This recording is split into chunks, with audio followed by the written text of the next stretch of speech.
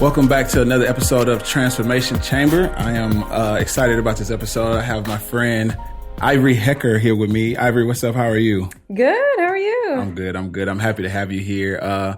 As usual, I have to give you a little bit about my guest, and then we'll jump right into her transformations and why I thought she'd be an amazing person to be on the show. So Ivory is a TV news reporter, news anchor.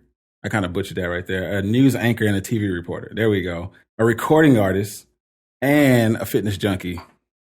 So we're going to get into your whole story. And you also newly to the world of investing. Yes. It's like, why not pile on more? I want to do everything. Let's make it all happen. So Ivory, man, I really appreciate you for hopping on. You and I met a year ago, like maybe just about a year ago. You came and performed at one of my benefit concerts. We were raising money for kids in Ethiopia at the time, and you came in, you did your thing, and I'm like, man, you don't know too many news anchors who are also performing artists at the same time, which is super dope. And then you're also, I forgot to say this, I wanted to make sure I say this, you're one of the hardest working journalists I know. Oh my gosh, thank you. Yeah. You, I watched you cover, obviously you covered the election, but what was more impressive for me is the way you covered COVID-19.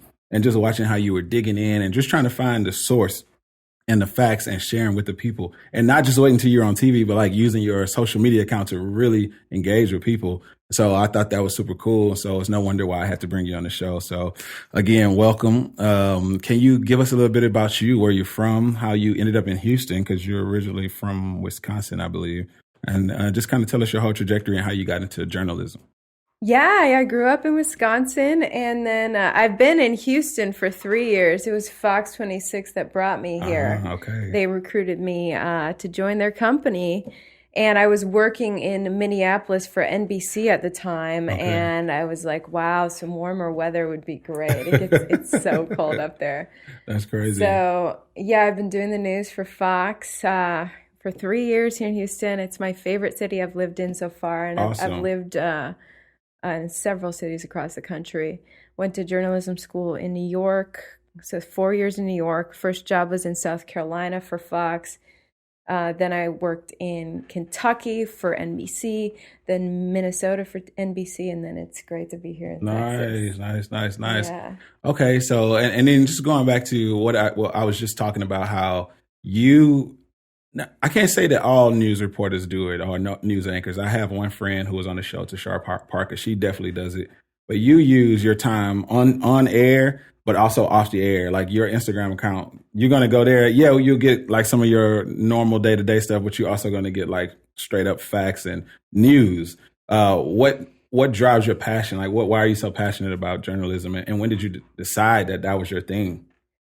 I'm passionate about journalism because of how information can empower the people to make decisions about what's going on in the world. If light is shed on what's really happening, what's behind what's happening, people can make better decisions about how to change what's happening if they want to. Absolutely. So that's what first intrigued me about this business of being a part of the fourth estate of the so-called fourth estate of government, of basically empowering people with information. And I got that passion about junior year of high school when I was studying social issues and kind of realizing that nations where the people's liberty was taken away by a totalitarian dictator, it always began with stripping away their freedom of press and freedom of information and free speech. They would take that away. The press would be taken over by the government, and then suddenly it would just be the government leader's narrative. That whatever would make that leader look good was all that people could hear. Yeah. And then that's how, before they knew it, their liberty was stripped away. And that the U.S. had stayed so strong and independent, and the people had preserved their liberty for this long because we've got the First Amendment. And I loved that. And So, learning about how important it was the founding fathers to have the First Amendment to inform the people. So, and I was also doing some speech competitions in high school at that time. Oh, And really? I was like, oh my gosh, I actually love the art of speaking, and Okay. so performance is fun to me. So I said, I think this is what I should do. Before that, I wanted to be a fashion designer, so I totally switched gears. Junior year of high school, my mom had bought me a sewing machine for Christmas that year because I wanted to do fashion designs, and then I never used the sewing machine. Oh, wow. And just went full-fledged into my focus in journalism. Sorry, Mom. I'm over here now. No, that's interesting. Tell me, am I making this up? Like, as you were talking, I remember you posting about something like you maybe had a job offer to work in another country, and you decided. Yes. It just hit me when you started talking. I was like, oh yeah, I remember you like turning it down because. Can you speak to? Yeah, absolutely. Yeah, I was talking this summer about how last year. So I renewed my contract with Fox last year, but leading up to contract negotiations and figuring out what I wanted to do with my future, other news outlets were looking at me and talking to me, and the Chinese Global Television Network was one of the outlets that was interested in hiring me as an anchor reporter, and that is a 24-hour cable outlet. They model themselves after the other outlets like CNN or even Al Jazeera, which is another 24-hour international outlet. So China wanted to compete with those outlets and created their own, but it's still run by the Chinese government. Right. And so there are journalists in China who are imprisoned due to trying to expose some of the Chinese president's corruption, including the most aggressive efforts at censorship of information in China yet. Journalists who tried to expose that have been in prison. So I did a Skype interview with Chinese Global Television Network, and I was kind of like from the advent of them reaching out to me, I was like, yeah, I don't think I could work for communist news, but I'm really curious. I'm born with curiosity as a journalist, so it's like, well, let me just go into this interview to just see, maybe I can interview them about why on earth they're doing, government-run news. But I mean, not that you have a choice when you're from China. But actually, the guy interviewing me was British, but. Yeah, I mean, I asked them about that, and they said, well, we don't feel that we're censored. We just that we know, we're not clearly censored. It's just there's things not to talk about. Right. Like, okay. Anyway, it was definitely just censored. it turned into an. Well, it's like they felt really awkward that I was interrogating them about that, and it was like I didn't get a call back after that for a follow-up interview. For sure. For sure. I'm so passionate about freedom of information that I just want to continue to promote that. I love it globally. And you have your thing is, and which you kind of explain it: free press, free people. Right? Am I saying it right? Absolutely. Free press equals free people. That's what I like to say, yeah, because that goes back to my studies in high school. Ever since I was studying various government structures around the globe and the history and how communist nations were formed, and how the free press's role in the liberty of the people. It I just feel like a free press leads to and equals a free people as long as the people can get the information that they are asking for. Okay. Why is this happening in my world? And should I vote differently? Should I live my life differently based on getting real information, not propaganda? Yeah, man. And that goes back to you're covering COVID, and you're like, you're not taking sides, right? Which I think that's a thing in journalism. You're not necessarily taking sides. Maybe sometimes you do, but you're also like but here are some more facts that you're not hearing on world news or these other news outlet. And I remember, not to go too deep into the story, like there was this lady and they were calling her a quack and stuff like that. And you were like raising eyebrows, like, okay, you know, have you guys read this, or what about this knowledge, or what about this information? And so I took to your passion when I saw that. And I'm like, man, this girl's like really in the gym working out. She's really an artist and she's really a journalist. Like, what can't you do? You know what I mean? So I thought that was cool. Would you say, well, one, I always like to talk about purpose. And it sounds like having free press for the people to be able to make sound decisions, informed decisions. Would you say that's your purpose, or is it bigger than that, or where does it fit into what you do? I think that, I mean, your purpose is whatever makes you feel alive. Mm-hmm.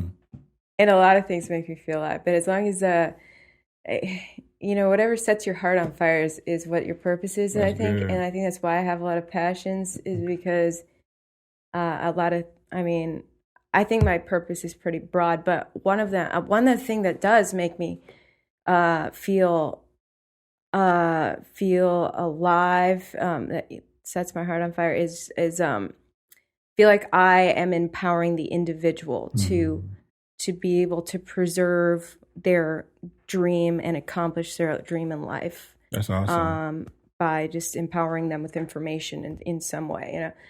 So yeah, that's awesome. Yeah, no, that's good. So a longest journey.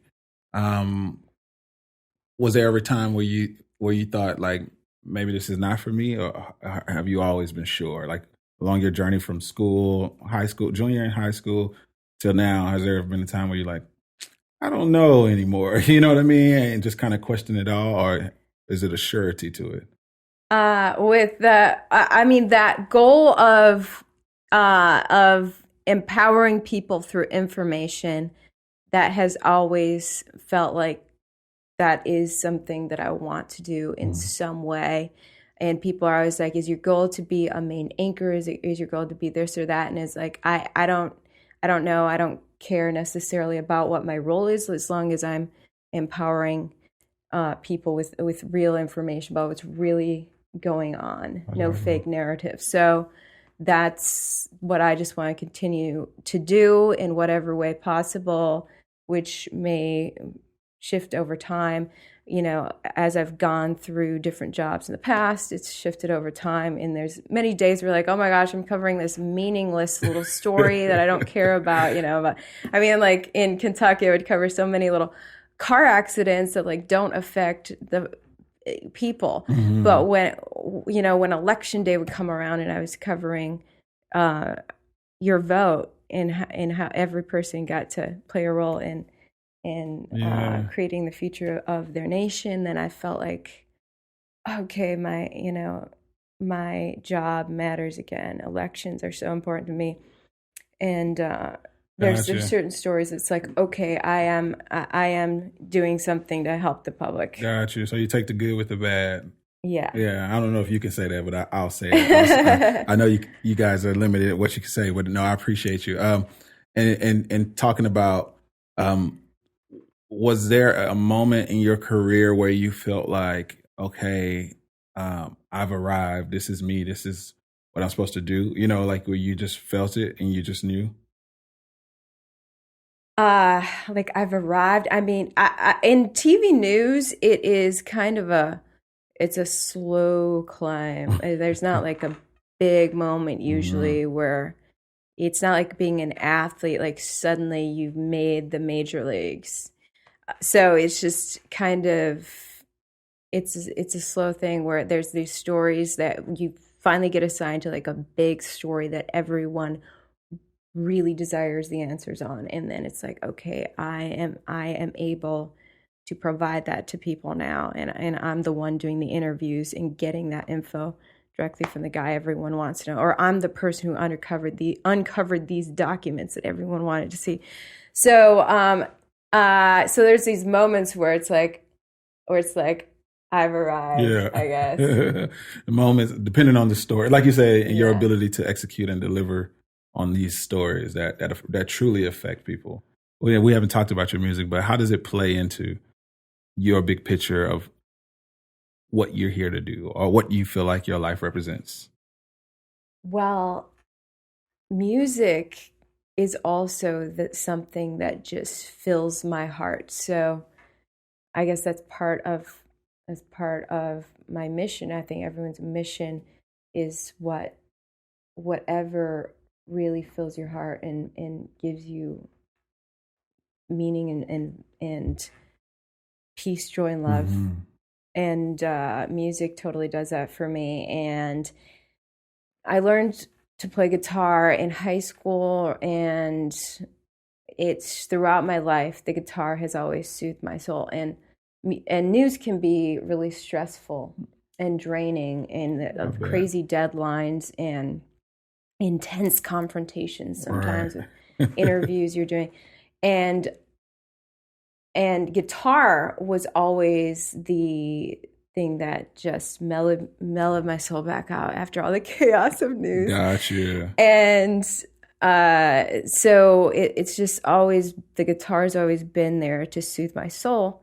But last year I got very spiritual and started meditating and just had a greater desire than ever before to just fill my life with peace, joy, and love. And meditated every day and dwelt on things that bring me peace, joy, and love. And then after months of doing that, last fall, something magical happened. I just started writing songs straight from inspiration. Yeah. Never planned to write a song. And so now I've written like 30 songs or something. That's and they crazy. just, like I wrote one the other day, and they just present themselves to me at random times. I never plan to write a song. Uh-huh. Sometimes I wake up in the middle of the night with a melody on repeat in my head, and I can tell that it's an original melody I've never heard before. So I hum it into my voice memos app, I go back to bed, and then later the lyrics come and the song just comes through pure inspiration. But this just started happening to me last fall, so it's been a year now. And since these songs just came from such an authentic place, I just was like, I just feel like these songs are from God, and I should let other people hear them. So I just, and it was just crazy. Everything just started coming to me. A producer came to me, a videographer wanted to do a music video. Everything just literally came my way to make music happen. And it was such an effortless thing this past year. So I just went with it, and it's been so fun. Now people have been asking me to do live music gigs. And literally waiting to set this up, someone else was calling me about a music gig. And so I'm just saying yes to these opportunities that make my heart flourish. Doing literally now, I'm getting to do these gigs, and it's just soothing my soul the whole time and soothing other people's souls too who are listening to the music. So it's just, I think it's a wonderful blessing, and it's just, inspiration is something else. Like I didn't realize what inspiration felt like and what it actually was until it just hit me like magic. It's crazy. That's amazing. So you talked, when you say you got spiritual, like what does that look like for you? Because I know it's different for everybody, but Yeah. What do you mean? Like, well, yeah, I was raised Christian, so I've been pretty spiritual my whole life, but last year, what led me to be so spiritual was a breakup. I dated a cheater for the first time, and it just shocked me when I found out that I had been betrayed like that. And I was like, how did I get myself in this situation? I'm all about personal responsibility, so it was like I brought my energy, my vibes somehow brought a cheater into my life. How was that? Wow. And so how can I improve my vibe to not attract betrayal anymore? I believe in the law of attraction. Mm-hmm. And I was like, I take responsibility for this energy of betrayal that brought a cheater into my life, someone who wanted to betray me. So wow. It was just, to me, it was like a hard reflection time. Like, okay, I created this for myself through my vibes of lowering my vibes to something that, to feeling that someone else wasn't for me. So I need to embrace that life is for me, and I think life will be for me. So I need to stop focusing on things I don't like, stop focusing on betrayal, start focusing on peace, joy, and love. And I think more of that will come. That's the law of attraction. And I just dove into anything positive, started meditating every day, started with the Headspace app meditating. I tried Kundalini yoga. I tried Reiki, which you should definitely look up if you haven't tried Reiki. Yeah. And I haven't tried it, but I know of it. Yeah. I went to sound baths where people are like Oh, hitting gongs in the bowls and yeah. all these peaceful sounds that just soothe your soul. I had my first sound bath maybe 2 weeks ago. Amazing. Like, it was so amazing. Isn't it? Yeah. I was like, gosh, more people need to know about this. Yeah. I was like, what is a sound bath? And then when I tried it, it was just basking in this peace. I didn't know sounds could give you such peace. Oh, yeah, for sure. And so it was just... You make music, you know. Right, I know. And my guitar, I think the guitar strings do have a similar vibration to those sound baths. Yeah. I mean, in the Bible, King Saul just cherished David for his ability to play that harp and soothe his soul after all the battles. Absolutely. So, and I think that anything you do in life, you know, you can form a habit. You could form a habit of allowing things to trigger you with anger and have temper. Oh, I used to have a temper as a kid. And I built my habits against that. So now the things that used to trigger me as a kid don't trigger me anymore. Well, the same way with peace. Last year, I decided to create this habit of peace by doing meditation daily, doing sound baths. I actually created this big playlist of only music that had lyrics that were positive and that just uplifted me. So I decided, you know, a lot of people after a bad breakup like that, they like to just sit there and pity themselves. But I just feel like if you stay in those negative emotions, it's only going to hurt you more. Yeah. Bitterness is the most toxic thing you could ever let through your body. So I was like, I want to get past this quickly as possible, and I want it to be all up from here. So I formed this disciplined habit of peace, joy, and love. And that's when months later, the music was the surprise thing that came from it, the inspiration. That's amazing. Yeah. So you have this like Zen-like nature right now. It's cool. I wasn't expecting it. So I'm having to take it in as you talk, but it's obvious that you live by peace, joy, and love. You said it like 10 times already, which I think is amazing.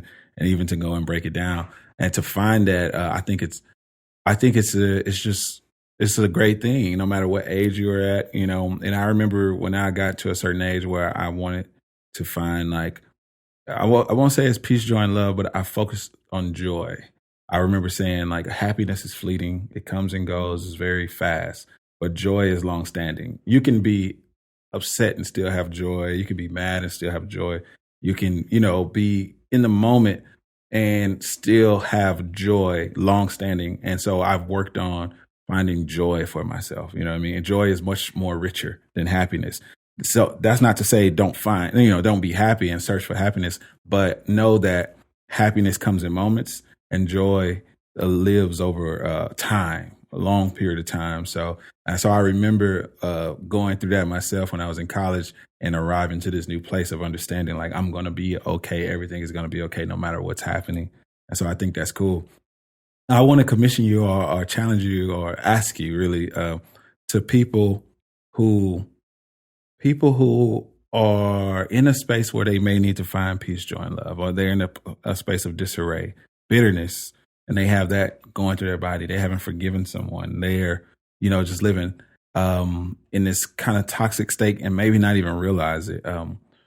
Could you speak to the importance of finding your peace, joy, and love?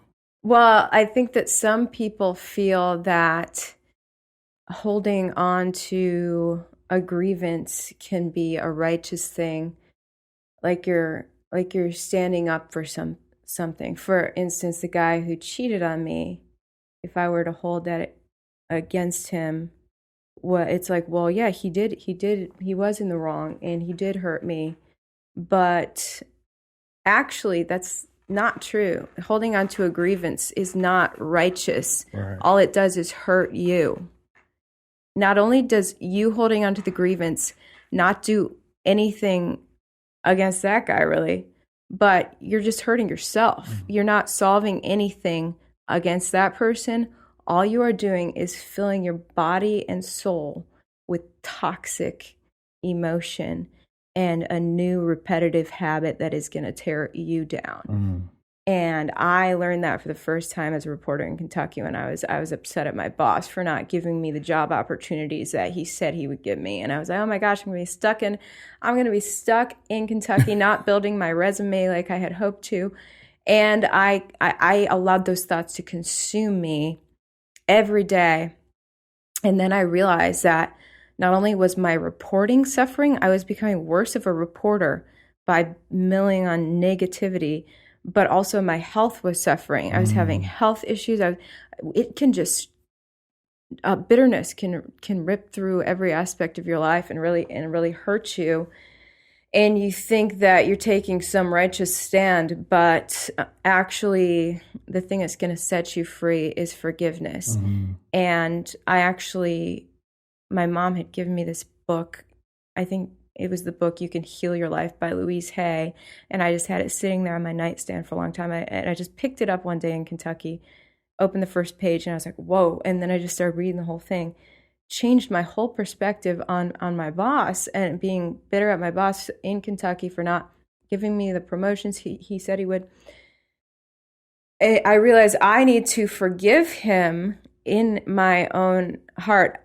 It doesn't really matter what my conversation is with him necessarily. He's going to stand in what he wants to, which reporters he wants in what positions, regardless.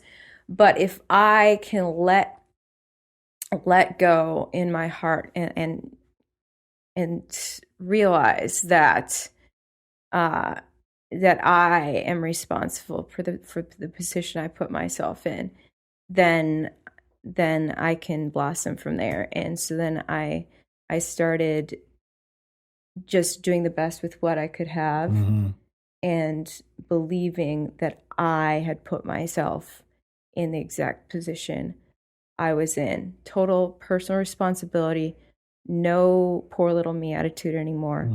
And crazy great opportunities started to open up to me.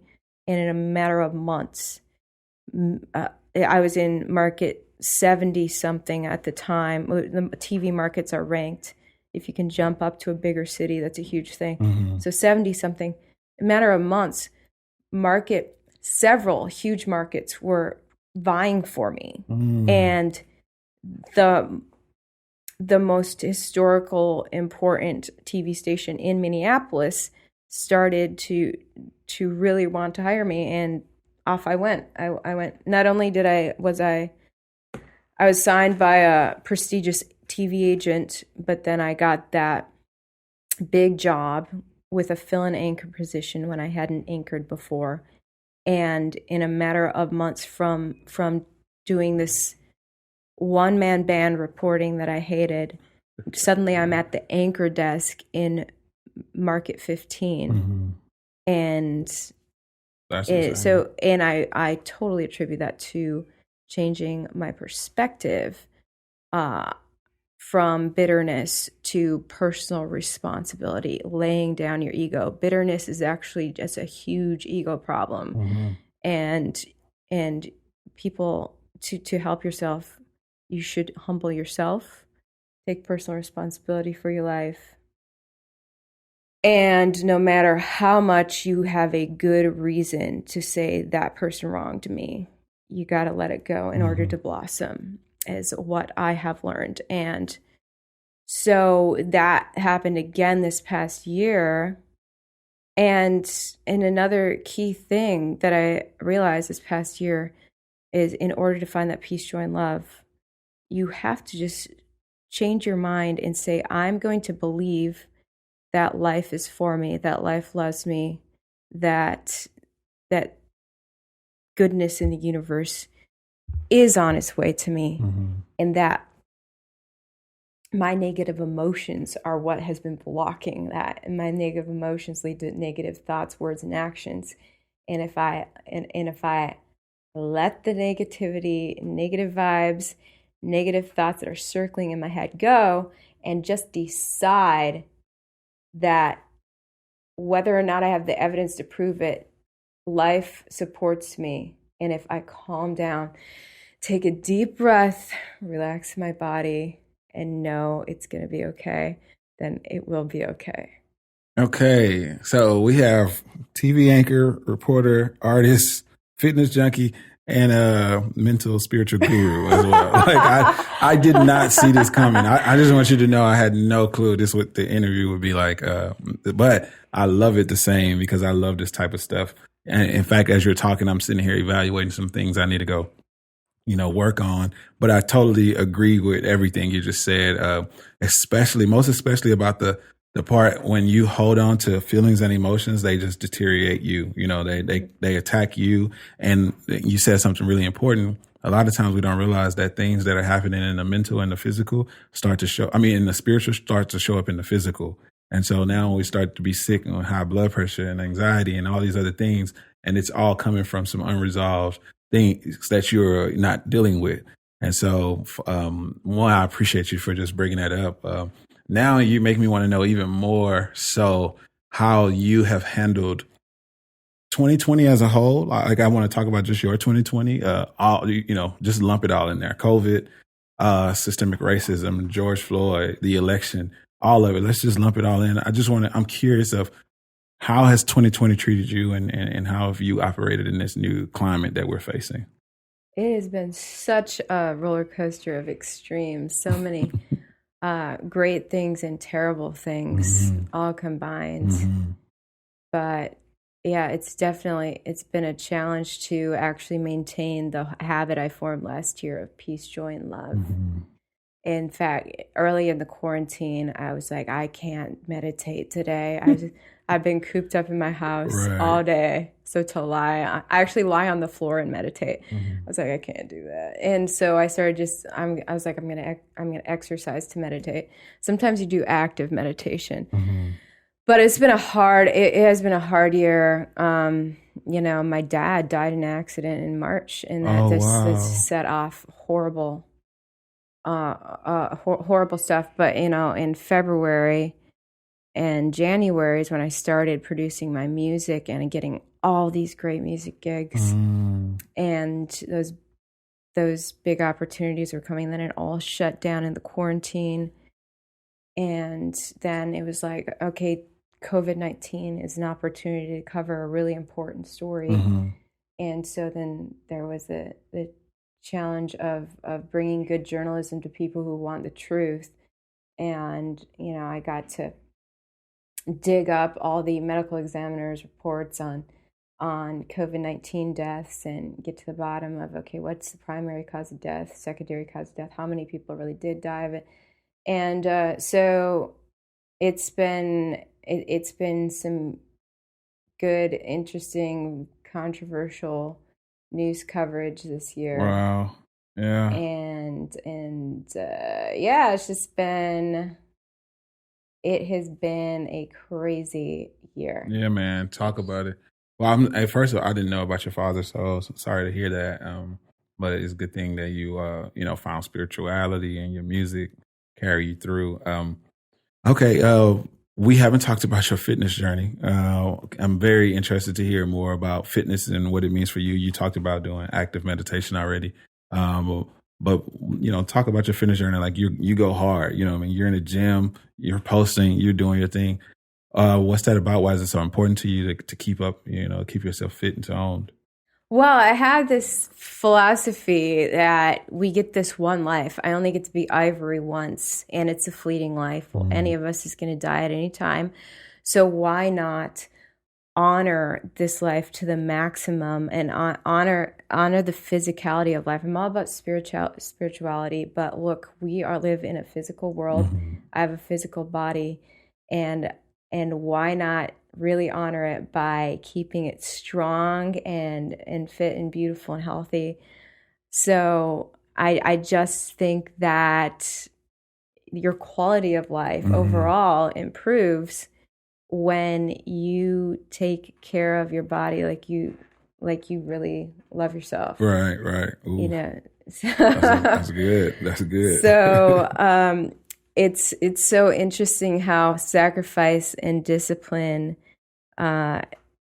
right now, basically saying, okay, it might feel easier right now to sit on the couch and eat ice cream, but if I sacrifice that desire and discipline myself to hit the gym right now and then eat something healthy after the gym, something low calorie after the gym, that, you know, if I just do these little things every day, then actually my full-time quality of life is going to be so much better. Well put. Yeah, you're all up in my street, in my alley right now, because I'm definitely in my holiday weight right now. But I couldn't agree more. I was talking to a friend the other day. She was talking. There's a speaker, and I can't remember her name right now. It's a white lady, and she talks about you know, motivation is crap. Like sometimes you're just not going to be motivated. And she does this thing where she counts down backwards in her mind. I don't know if you've seen her. And she's just like, sometimes you just have to disrupt your entire thought process and get up and do it. And so, so she's like, wherever you are, just count down 5, 4, 3, 2, 1, and get up and go do it. Like stop thinking, don't even contemplate, just get up and go do it. I love that. Yeah. So it's really good because motivation, I find that motivation is good when you're in front of it, but when it's gone, you're just like, that's why I liken to inspiration over motivation. But then sometimes you're not even inspired. You just got to get up and do it. Right. And so, I love that. So we're going to switch gears right now, Ivory, and play rapid fire. Rapid fire. Oh boy, I suck at this stuff. We will play rapid fire. Oh, this is fairly easy. I keep it super light. So, I'm going to say a word and then you say the first thing that comes to your mind. Okay. And then we'll go this or that. And we'll have a couple sentences. You just finish them the best way you can. All right. Okay. You ready? Okay. The only rule, answer as fast as you can. So I'll just throw this word out there. Family. My mom and dad. Travel. Wisconsin.